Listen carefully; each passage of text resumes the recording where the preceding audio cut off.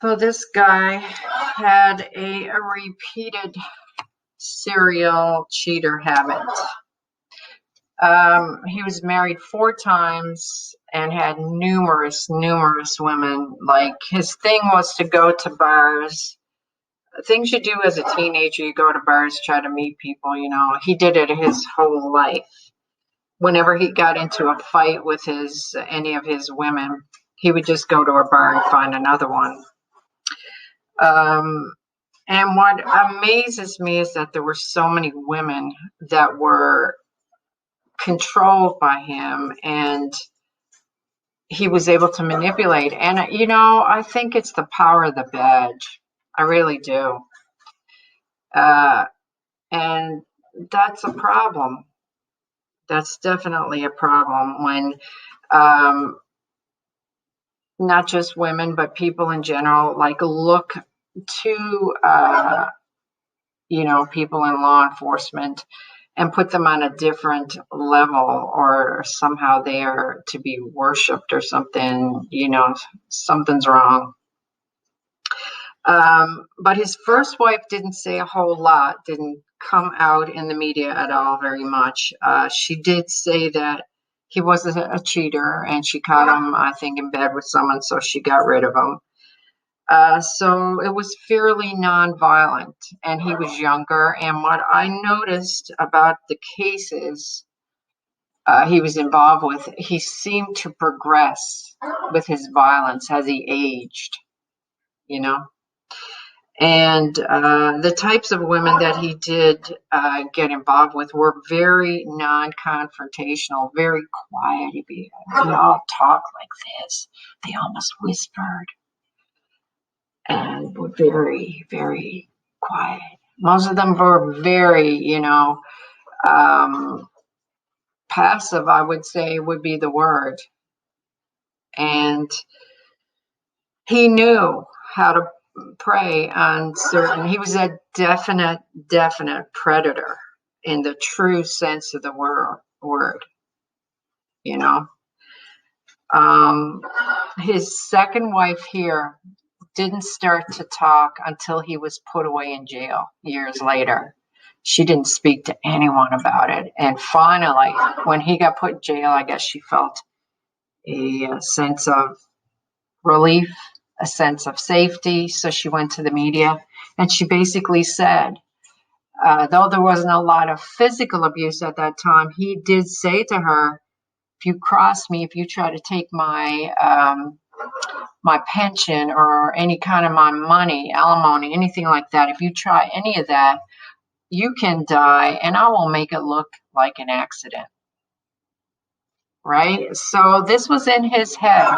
This is how his mode of operation was for years and years and years before he literally put that action into place. So it's interesting that, like I said, this lady did not come forward with this information until, not even during the trial did she come out. She waited until his ass was locked up. I mean, she waited till he was in the jail with 40 years added onto his sentence, and then she talked. which is very interesting, which shows the level of fear he put into her. And she knew what it was like. There were even people in his circle. There was, I think, one of his friends. When he started, his friend came out and said a few things to the media, and he knew right away, or the media or the cops. Anyway, he talked to public, and he started moving, like from hotel to hotel. He wouldn't even stay in one spot because he was afraid of Drew. Right? Very interesting. His different family members came out and said they knew what he was like. They knew he had the potential to harm people. So, that tells me, as far as I'm concerned, he's done things like this before. I'm sure that the murder of his third wife, and fourth is missing, so you can assume he murdered her as well.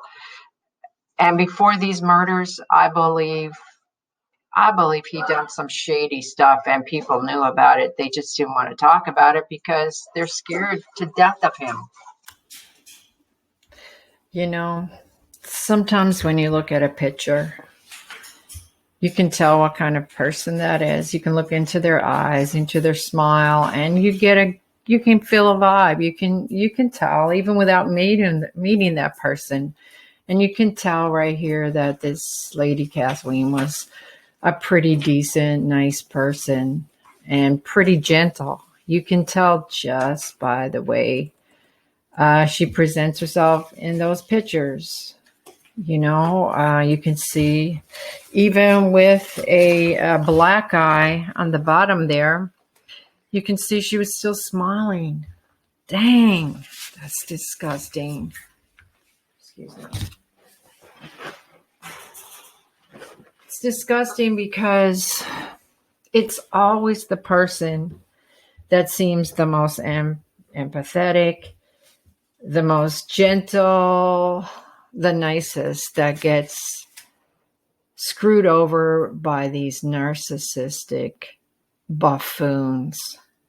They don't, They don't pick people that fight back. And I think that's why, some people say, oh, you're so angry. You're this, you're that. No, I have let go a lot of my past. However,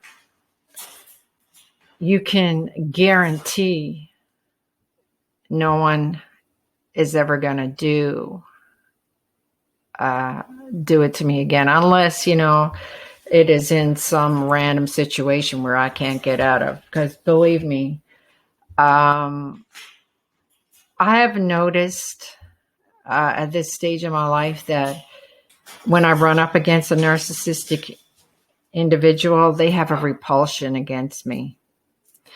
And I just put on a smile and think, so glad.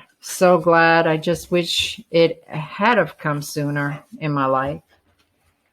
This lady, as no one that Drew Peterson ever met, didn't deserve to have 10 minutes of his time, let alone give their life for him.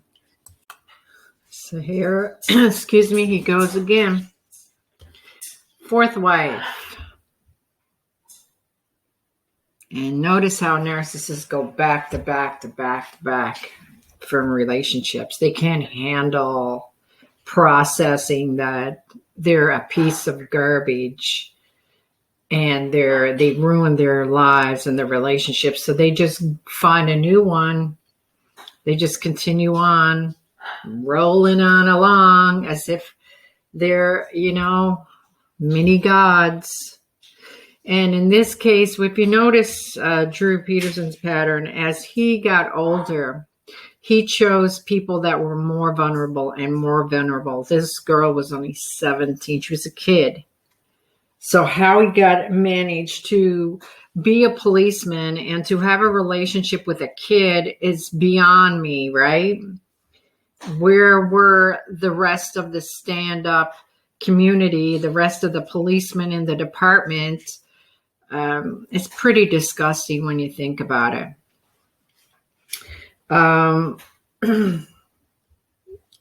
And of course, he chose people that have very vulnerable situations. She had a vulnerable situation. It didn't come out exactly what was going on, but something was going on in her family that gave her, a vulnerability to her and made her at risk to be with a predator like him.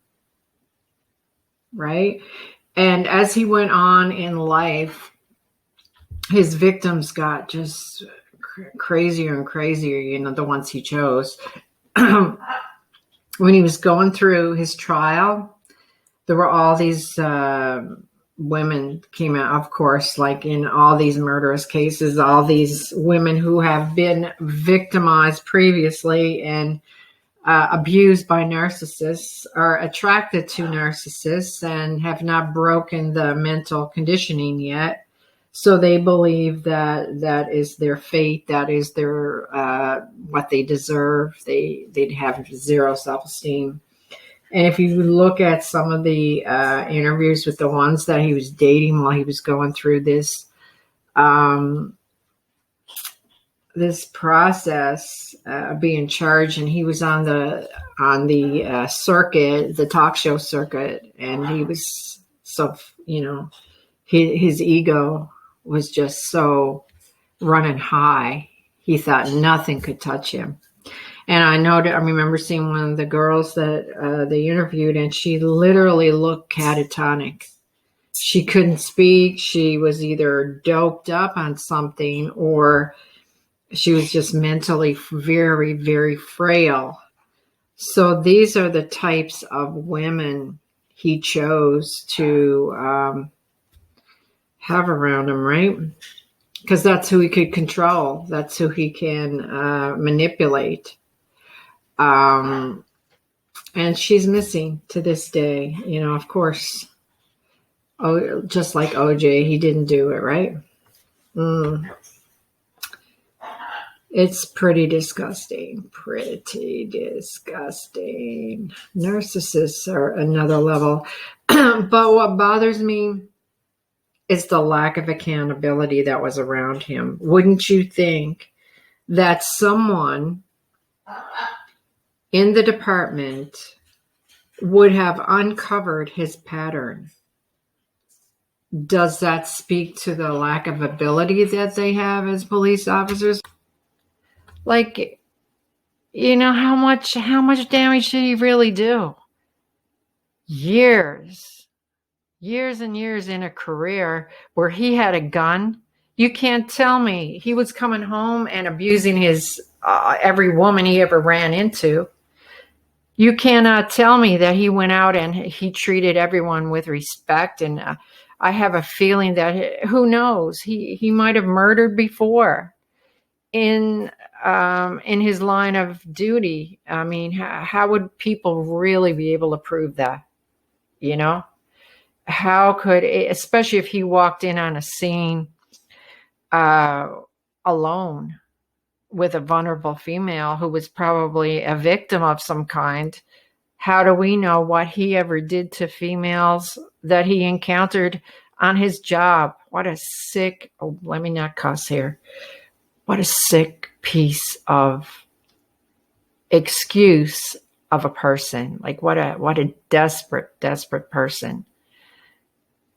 And that's what I feel that, narcissists just sometimes are gravitated to these positions where they can assert their power and assert their abuse and not get caught.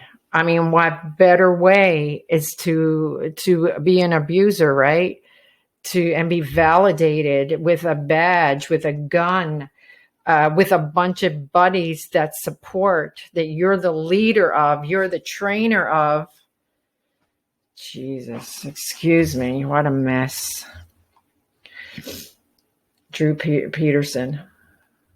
a disgusting excuse of a person. And what's interesting, they hate when they're caught, man. He, when he got behind bars, he tried to put a hit out on the prosecutor that got him in there. And I think he got something like 40 more years in jail because of his ego. His ego is so big that he thought he could get away with that. So again, how many times in his life had he done something like that? You cannot convince me that that was the first time he ever tried to put a hit out on someone. The reason I think he felt so cocky and self-assured by doing that was that he had done so much of it in his past career that he felt he could get away with it because he got away with it for so many years. His last wife, the 17-year-old child that he was involved with, he ended up marrying her, and they had children. And he went back, and he killed the third wife. And then she went missing. The 17, well, she grew up. She was in her 20s then, but I guess she came to realize that, what was going on, and she went missing. And they never did prove her murder. However, his own lawyer says he knows pretty much what happened to her, and that when he dies, the truth is going to come out.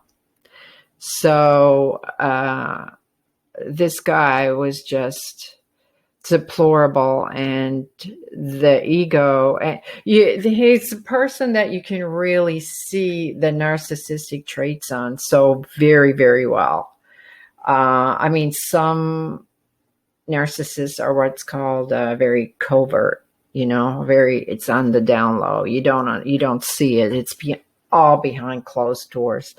This guy's ego was one of the biggest I've seen. He would laugh into the cameras. He sought out talk shows to go on when the murder trial was going on. He was just a crazy, crazy individual. Locked away, Drew boy. Locked away. Poor thing. Well, I hope you got some kind of understanding how you have to be careful. Even if you are involved with a situation, with a domestic violence situation, and you have to talk to the police, I would not be alone. I would make sure you have a friend, someone you can trust, a professional, whatever you need, right? Remember, protect yourself. Don't let yourself be this vulnerable, this easily controlled by an individual. Don't be afraid. Seek out people that can help you and you feel comfortable with. And if you don't feel comfortable with a particular officer, keep rising up. Keep going up the ladder until you find someone that you are comfortable with. If you don't want to rise up and go above him, go sideways. Go to another police officer on the same level. Say, look, I'm not comfortable talking to this guy. Can you, or this girl, you please, can you get me somebody else to talk to? Keep going until you get what you need, and don't back down. All right, guys. I'm going to close off and get some rest. Have a nice day. This is night, so have a nice day tomorrow.